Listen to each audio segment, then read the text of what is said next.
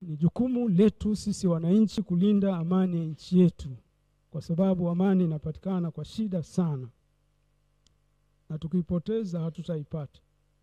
Katika hali ya kawaida, nani anaharibu amani?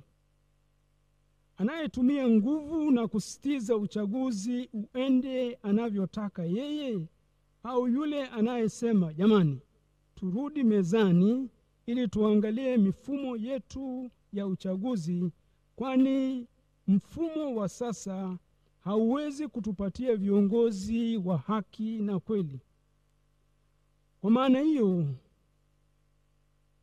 kama amani inapatikana kweli kwa kurudi mezani, kwa maana hiyo wote waliokamatwa kwa kudai haki, wakiwemo viongozi wa vyama vya kisiasa, waachiwe haraka na bila masharti, na wengine wasikamatwe wala kusumbuliwa, na pia mihimili isiingiliwe, mbali itende kazi zake kwa haki.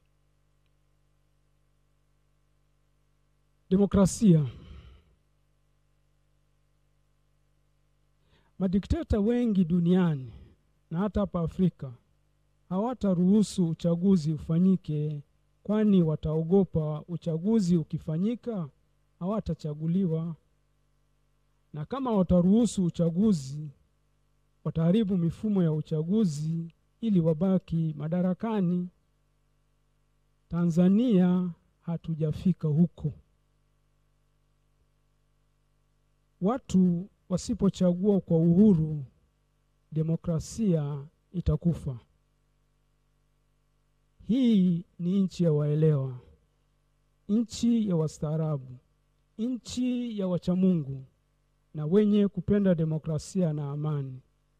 Katika misingi ya demokrasia, mamlaka ya serikali yanatokana na serikali iliyochaguliwa kihalali. Demokrasia ya ukweli, viongozi watawajibika kwa wapiga kura. Kura ni wakala wenye nguvu.